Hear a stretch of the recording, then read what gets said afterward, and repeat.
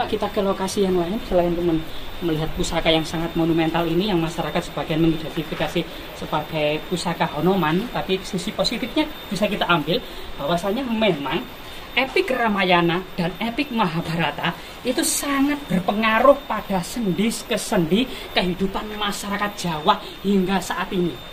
Banyak ruang desa yang masih menampilkan lakon Ramayana maupun lakon Arjuna maupun kemudian lakon Mahabharata.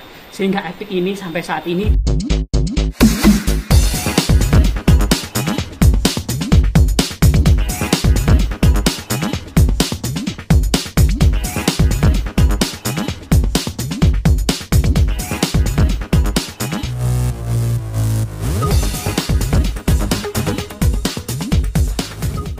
Assalamualaikum warahmatullahi wabarakatuh.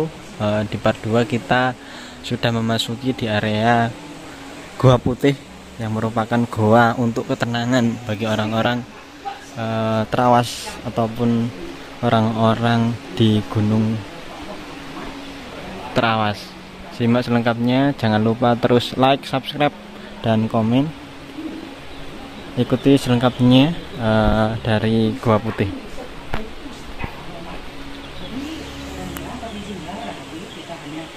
berat ya, dan inilah yang dikatakan sebagian orang ini adalah pusaka Hanoman. Tapi mungkin memang beberapa peziarah atau tamu yang datang ke sini memang sengaja menaruh pusaka ini di lokasi ini juga. Nah, ini kita tetap taruh di sini ya. Nah, ini beberapa gentong, kemungkinan ini adalah untuk mengalirkan air amarta. Tapi saat ini memang beberapa tempat tidur atau bantal ini ya terbuat dari balok-balok kayu yang kita di dalamnya ternyata ada semacam prasasti berhuruf Jawa ya. Nah, ini ada tulisan Jawa ini.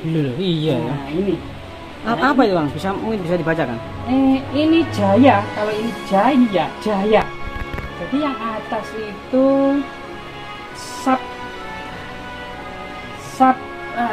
banyak, misalnya sebagian memang aus ya. Ini mungkin Jaya, ada beberapa tulisan Nusantara. Iya mungkin iya seperti itu. Lah ternyata ada banyak pusaka di lokasi ini yang tidak disangka-sangka dan tidak dinyana-nyana ya. Tapi tetap rahayu kita menghormati beberapa lukisan ini. Memang ternyata lukisan ini asli dari kulit ya, dari kulit ini. Kulit hewan ya? Dari kulit hewan yang dibuat lukisan ini. Nah, coba kita ke lokasi yang lain selain untuk melihat pusaka yang sangat monumental ini yang masyarakat sebagian mengidentifikasi sebagai pusaka Hanoman, tapi sisi positifnya bisa kita ambil bahwasanya memang epik Ramayana dan epik Mahabharata itu sangat berpengaruh pada sendi kehidupan masyarakat Jawa hingga saat ini. Banyak ruang desa yang masih menampilkan lakon Ramayana maupun lakon Arjuna maupun kemudian lakon Mahabharata. Sehingga epik ini sampai saat ini itu bagian abadi dari tradisi dan masyarakat Jawa. Ini salah satu pelajaran yang bisa kita ambil dari cerita Hanoman ya. Nah, di sini ada semacam kolam Tirta Amerta, banyak koin yang ada di sana gitu ya. Ada semacam kepercayaan. Oh, itu koin ya kan? Iya, semacam kepercayaan seseorang yang berdoa di sini itu diawali dengan melempar koin. Jadi seperti ini. Jadi seperti ini melempar koin.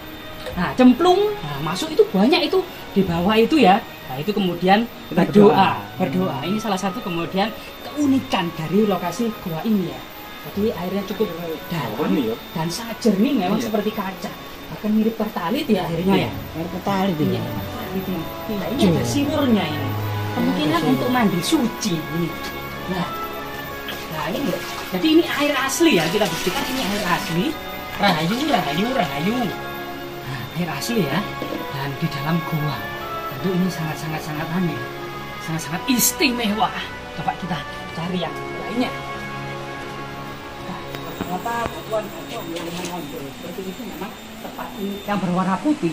Di tengah itu ada bagian yang menjorok.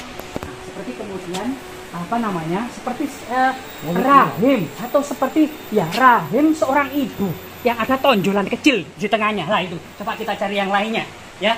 Di sebelah sini. Pohon kehidupan semacam Kalpataru dalam mitologi kuno itu Kalpataru. pohon hayat atau pohon kehidupan. Pohon ini benar-benar muncul di batu, kemudian merangkak, meliuk-liuk, berkelok-kelok sampai ke atas. Nah ini pohon yang berusaha untuk tumbuh dan tetap hidup di tengah keterbatasannya. Keterbatasan air, keterbatasan tanah, sangat filosofi. Jadi ini dan bisa memotivasi hidup kita untuk tetap semangat seperti semangatnya pohon ini. Tanpa air, tanpa tanah, bisa hidup dan bisa eksis.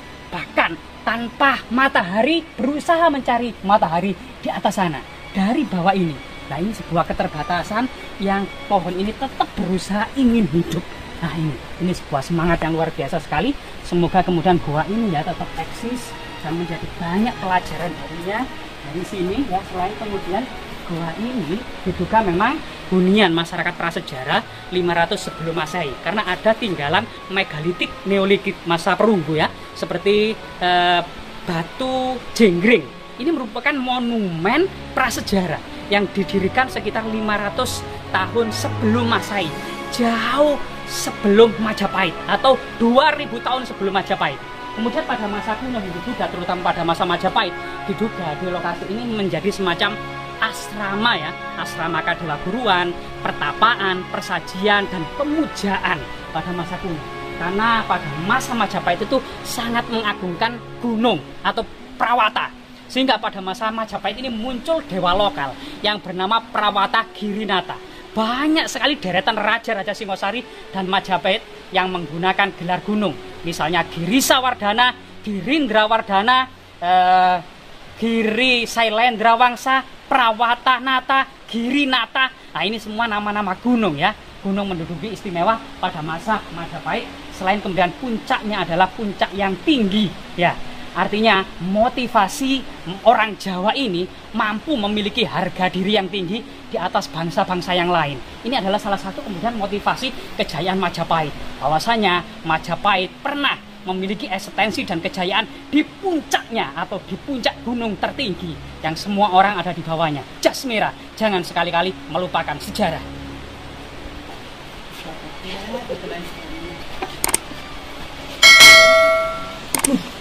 Apa ya ampun.